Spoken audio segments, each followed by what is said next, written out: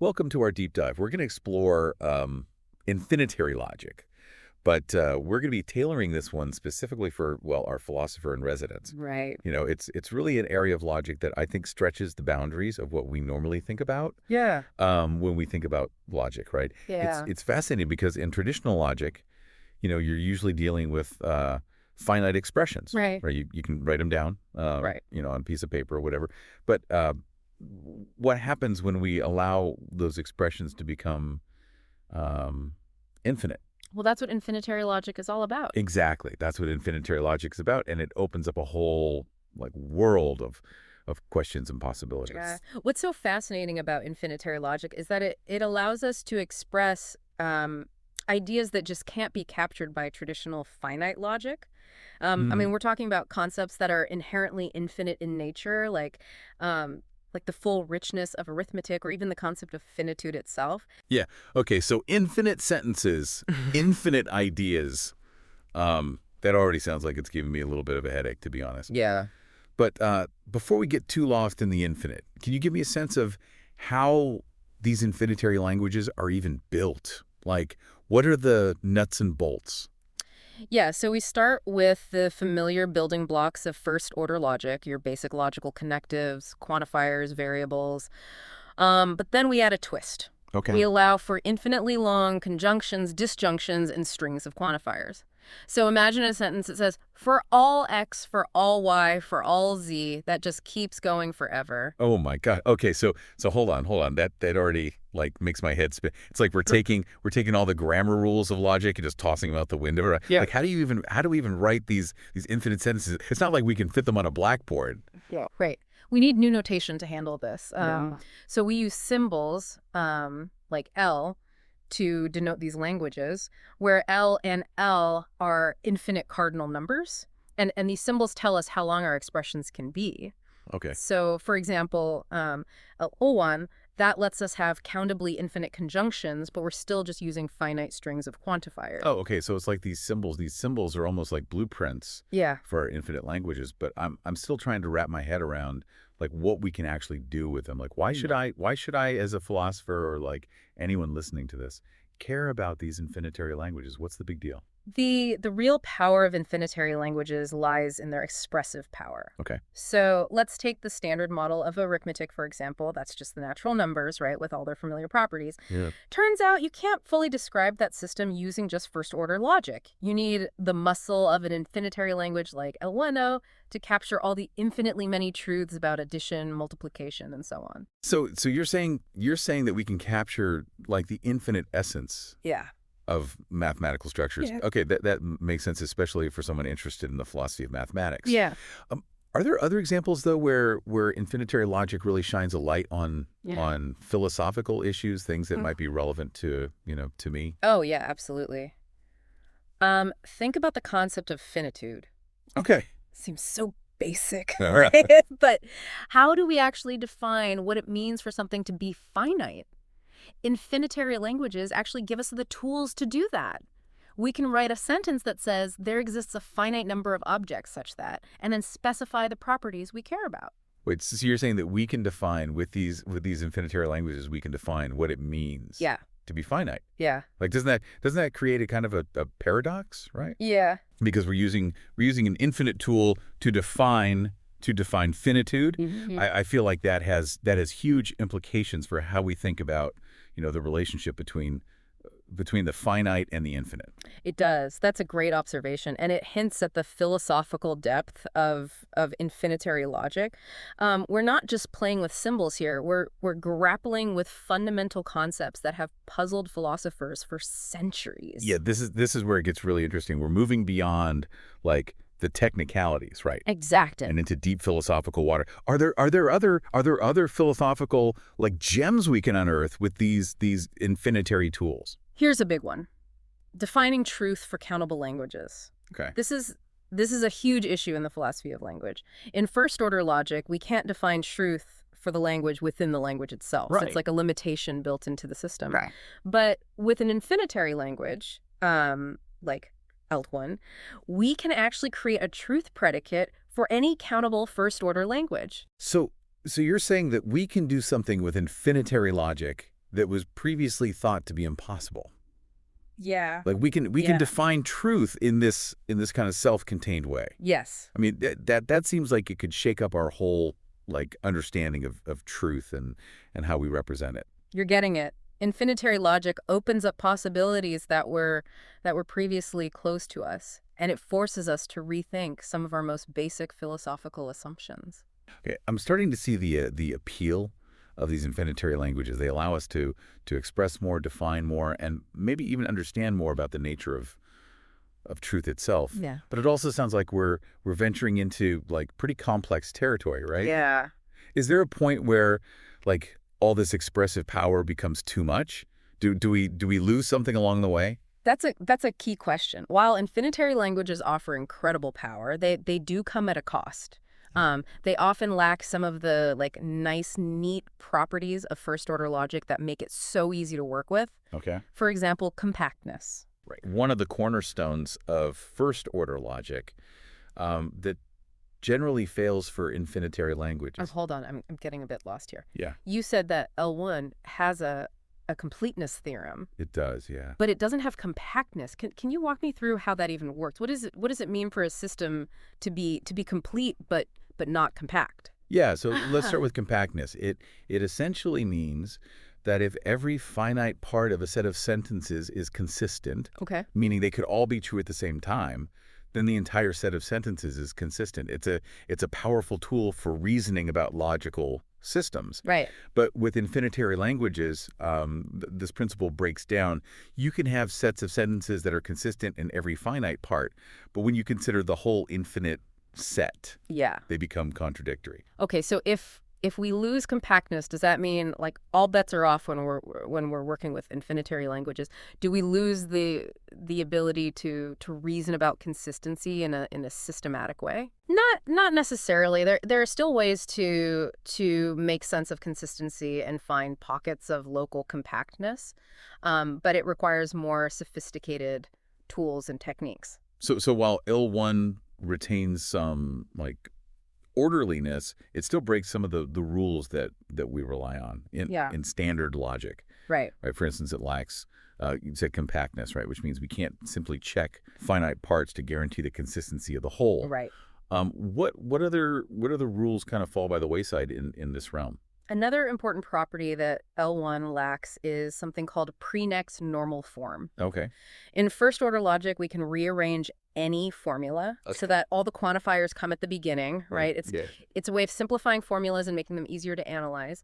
But L1 doesn't allow for this kind of neat rearrangement. There are sentences that are inherently more complex and can't be put into this standard form. Okay. So no easy restructuring of formulas in L1. Got it. What other key differences should I be aware of, as a philosopher kind of venturing into this territory? Well, there's also the upward Lowenheim-Skolem theorem, which holds in first-order logic, but not in L1. Okay. This theorem says that if a set of sentences has an infinite model, Okay. then it has models of arbitrarily large infinite size. Okay.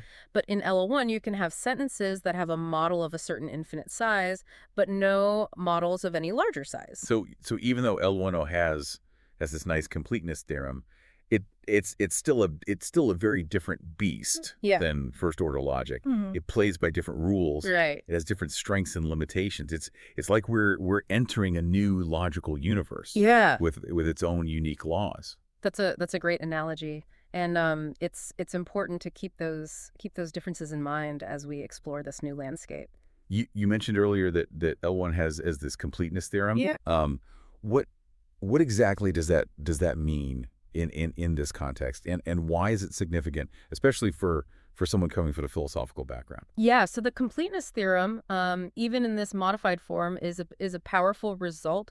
It tells us that there's a harmony Okay. between the syntax of the language, the rules for forming valid sentences, right? Yeah. And the semantics, Okay. the models that interpret those sentences. So every sentence that is true in every model can be proven from our axioms, and conversely, every sentence that can be proven is true in every model. Okay, so it's like a guarantee Yeah. that our formal system is capturing like all the truths of the language, right? Yeah. But you also mentioned Scott's isomorphism theorem, Yeah. which seems to have a different flavor. Can you explain that one and tell me why it might be of interest to a philosopher? So Scott's isomorphism theorem is quite remarkable. It says that for any countable structure, think of a set with countably many elements and relations on those elements, you can find an L1 sentence Okay. that completely characterizes that structure up to isomorphism. So you're saying that for certain structures we can create like a perfect logical blueprint Yeah. that captures their essence. Yeah. That's fascinating. Makes me wonder if there are any limits to what we can represent logically, Oh. especially when it comes to philosophical concepts. Yeah. Does this mean that everything is in principle capturable by logic, or are there aspects of reality that will always elude kind of formalization? That's a profound question, and one that philosophers have been grappling with, for centuries, right? Mhm. Scott's isomorphism theorem gives us a powerful tool for representation, but it also raises deep questions about the relationship um, between models and logic and reality. This is really getting me thinking. It seems like with L1 we're walking this tightrope, right? Yeah. Between power and limitations. Yeah. On the one hand, we can express more, define more, and even capture the essence of certain structures. Yeah. But on the other hand, we lose some of the nice properties of first order logic, like compactness. Right. And who knows what other strange phenomena we might encounter as we delve deeper into this territory, right? You've hit the nail on the head. And speaking of strange phenomena, there's a fascinating connection between the failure of compactness Okay. in infinitary languages and a particularly mind-boggling area of set theory. Yeah.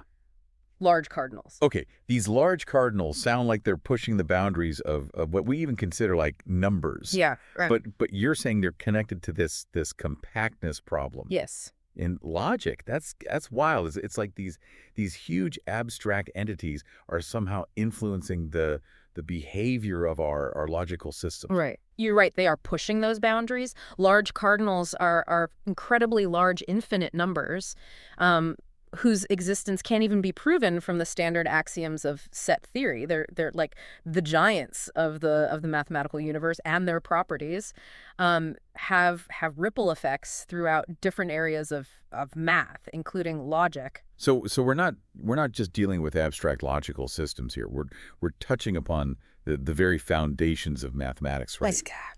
The nature of infinity itself. Exactly. This is definitely a deep dive in every sense of the word. Exactly. And this is just the beginning. We've only scratched the surface of what infinitary logic has to offer. There are still mysteries to unravel, paradoxes to confront, and profound implications to ponder.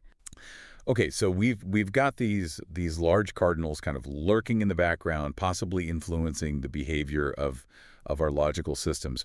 But I have to admit, my grasp of set theory is a bit shaky.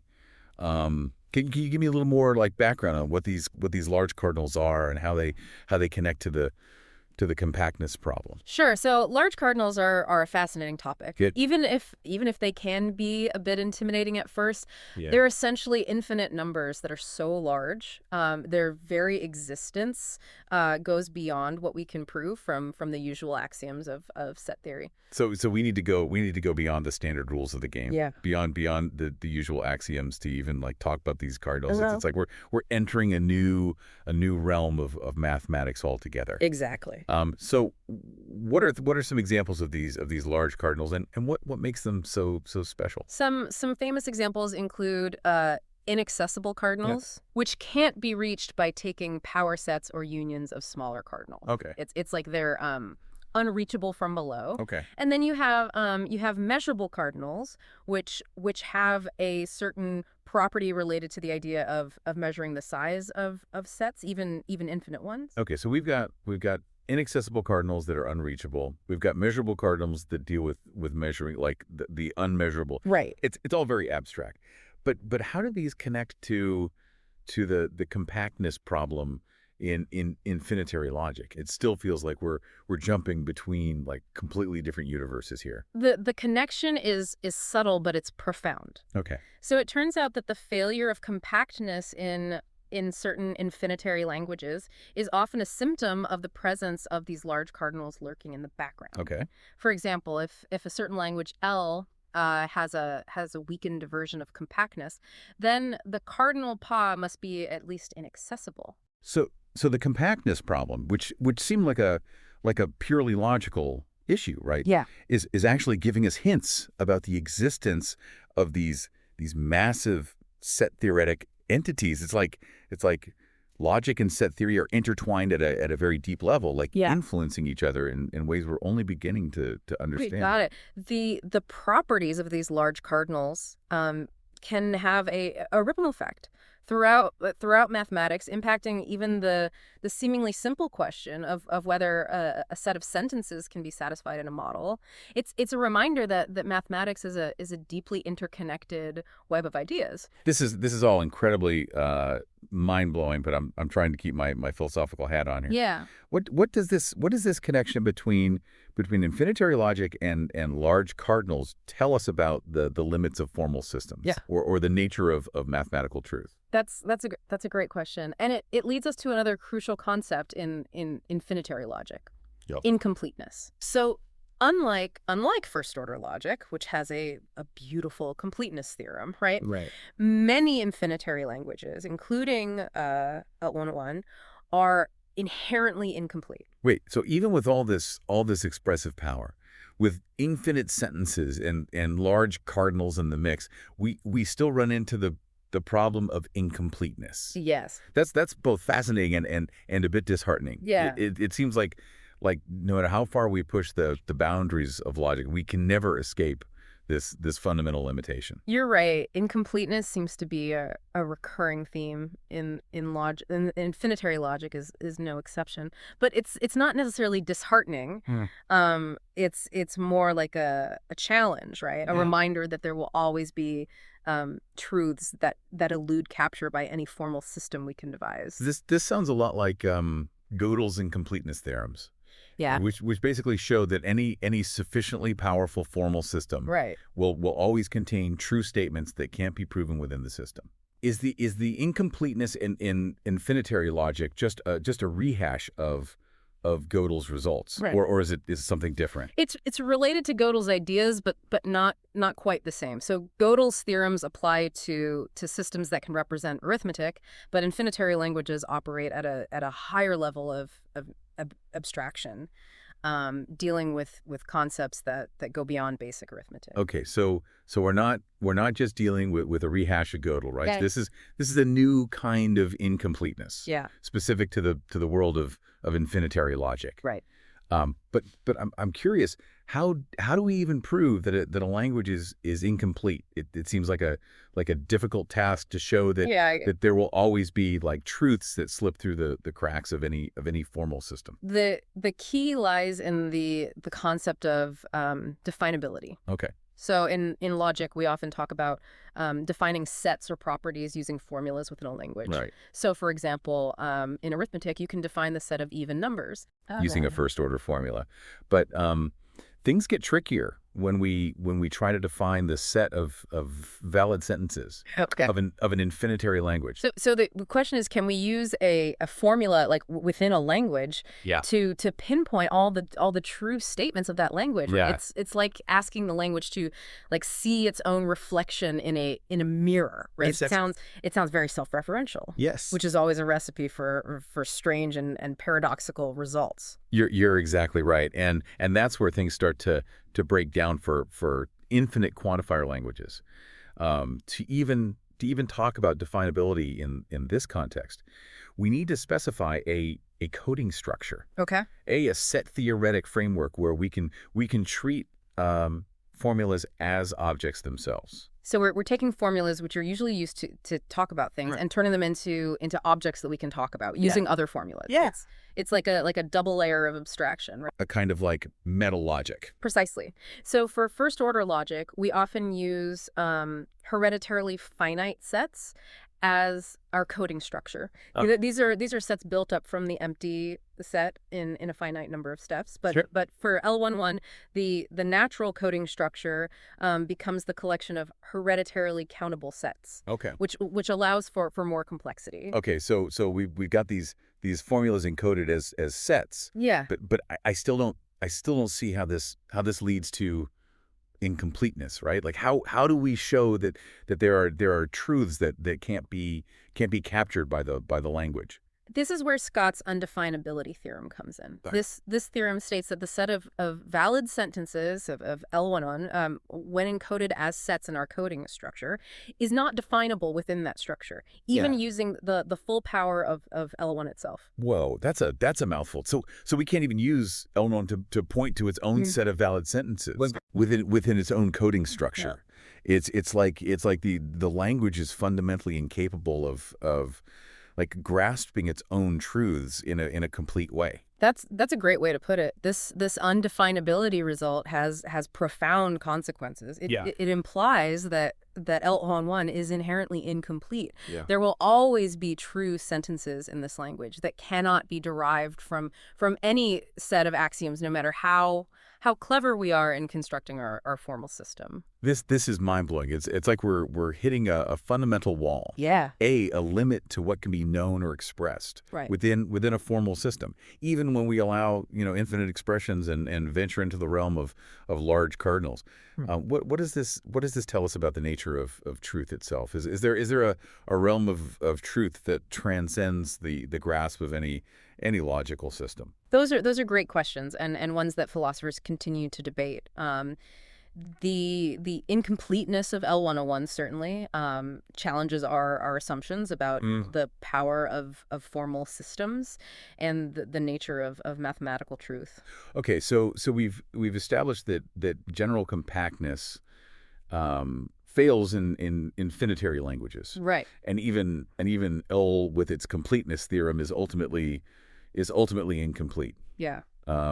Does this mean all hope is lost for finding any kind of completeness or compactness in this realm? Are there any like glimmers of light in this seemingly like bleak landscape? There's always hope. While we might not have general compactness, Right. there are special situations where a kind of local compactness emerges. Okay. This is where Barwise's work on admissible sets and the Barwise compactness theorem comes in. Admissible sets and barwise compactness. Yeah. It sounds like we're going even deeper down the rabbit hole of infinitary logic. Yeah. Can you guide me through these concepts and explain why they're important for a philosopher grappling with these issues? Of course. So admissible sets are essentially well-behaved fragments of the set theoretic universe. Okay. So they're sets that are rich enough to support basic recursion theory and proof theory, but not so large that they become unwieldy. So we're trying to find a middle ground, a sweet spot Exactly. between the overly simple and the overly complex. Exactly. Admissible sets provide a framework for a more nuanced approach to compactness. Okay. Instead of asking whether every set of sentences has a model, if every finite subset does, we focus on sets of sentences that are well behaved according to the structure of the admissible set. It's like we're narrowing our focus, Yeah. restricting our attention to a specific like corner of the infinitary universe where things are a bit more manageable. Precisely. And this leads us to the Barwise compactness theorem. It essentially says that if you have an admissible set and a set of sentences that are definable in a suitable way within that set, Okay. then a version of compactness holds. If every subset of your set of sentences that belongs to the admissible set has a model, Okay. then the whole set has a model. So we're not talking about compactness in its full like generality, Right. but rather more restricted version. Yeah. That applies to specific like sublanguages and Yeah. and sets of sentences. Right. It's like a rescue mission Yeah. for compactness in Yeah. in certain well-defined like contexts. That's a great way to put it. Barweis's work shows that even in the face of general incompleteness and the failure of general compactness, Yeah. there are still pockets of order and structure to be found in the infinitary realm. Okay, so there's hope for compactness after all. Yes. But I'm curious, how does this Barwise compactness theorem actually like play out in practice? What are some concrete examples where it's used? One fascinating application is in model theory. Okay. Specifically in the study of models of ZFC set theory. Remember, ZFC is the gold standard for axiomatizing set theory. Right. Using Barwise compactness, we can prove that every countable model of ZFC has a proper end extension, which is a larger model that extends the original one in a very specific way. Okay, all right. Break that down for me. What does it mean for one model of set theory to like properly extend another, and why is this result significant? Imagine you have a model of ZFC, Okay. which is essentially a set theoretic universe that satisfies all the axioms of ZFC. Okay. A proper end extension is a larger model that includes all the sets from the original model, but also adds new sets while preserving the ordering of the sets. It's like adding new floors to a building without messing up the existing structure. So we're not just like randomly adding new sets, Right. right? We're extending the model in a way that respects the existing like relationships between sets. Right. But how does Barwise compactness like help us prove that such extensions always exist for countable models? The trick is to create a set of sentences that describe the properties we want in our end extension, like containing all the sets from the original model and respecting the set membership relation. Yeah. Then we use Barwise compactness to show that this set of sentences must have a model which corresponds to the desired end extension. So we're using infinitary logic as a blueprint for constructing new set theoretic universes. Yes. And Bartwise compactness like guarantees that our blueprint can actually be like realized. Yeah. It's like a powerful tool for exploring the vast landscape of possible like set theoretic structures. Exactly. Barwise compactness gives us a way to build new models from existing ones, to push the boundaries of our understanding of sets and their properties. This whole journey through infinitary logic has been a real eye-opener. It has. We've encountered incompleteness, large cardinals, admissible sets, and a whole new way of thinking about the relationship between logic and set theory and the nature of truth. It's a lot to process, but I feel like I've gained a much deeper appreciation for the power and the limits of formal systems. It's a journey that never really ends. Infinitary logic is full of surprises, challenges, and profound insights, and it continues to inspire new questions and new avenues of exploration in both mathematics and philosophy. Wow, it really is amazing how much ground we've covered in this deep dive. We started with this simple idea of allowing infinite expressions in logic.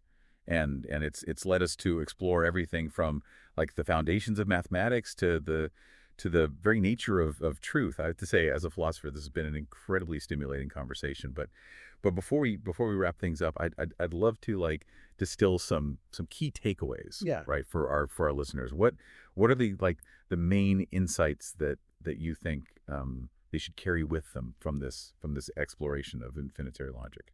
Well, I think one of the most important takeaways is the realization that formal systems, even powerful ones like infinitary logic, have limits. Yeah. The incompleteness results we discussed show that there will always be truths that elude capture by any system of axioms and rules, and this has profound implications for how we think about knowledge, truth, and the nature of mathematical reasoning. It's a humbling reminder that even in the realm of logic, where everything seems like so precise and rigorous, Right. there are mysteries that might forever remain like beyond our reach. Yeah. It makes you wonder if there's like a kind of truth Right. that transcends formalization altogether, Absolutely, and it's not just about incompleteness. Infinitary logic also provides us with new ways to think about fundamental philosophical concepts like finitude and infinity. Yeah. The ability to define finitude within an infinitary language forces us to re-examine the relationship between these two seemingly opposite notions. Yeah, it's like we're gaining a new language for talking about infinity, right? The Yeah. language that allows us to grapple with its complexities in ways that we couldn't before.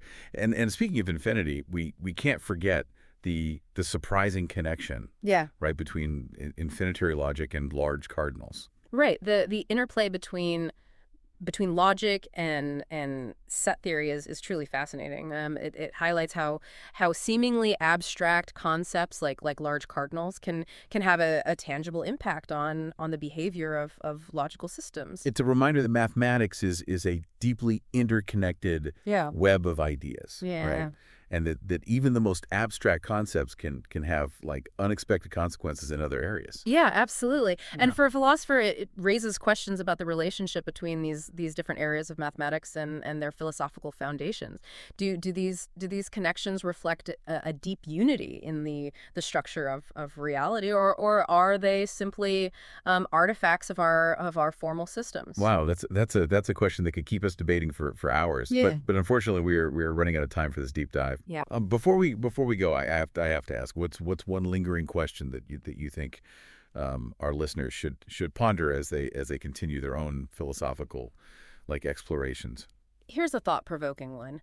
If infinitary languages can define truth for countable languages, as we've seen, what does this tell us about the nature of truth itself? Are there limits to what can be captured by any formal language, even an infinitary one? That's a great question to leave our listeners with. It challenges us to think about the relationship between language and logic and the world, and whether there are aspects of reality that might always remain beyond the grasp of formal systems. A huge thank you to you for guiding us through this fascinating world of infinitary logic. It's an incredible journey, and I'm sure our listeners will agree. It's been my pleasure. There's always more to explore in the realm of infinitary logic, and I encourage everyone to continue diving deeper into these fascinating questions. And to our listeners, thank you for joining us on this deep dive. We hope it sparked your curiosity and inspired you to continue exploring the vast and ever expanding world of ideas. Until next time, keep questioning, keep learning, and keep pushing the boundaries of what's possible.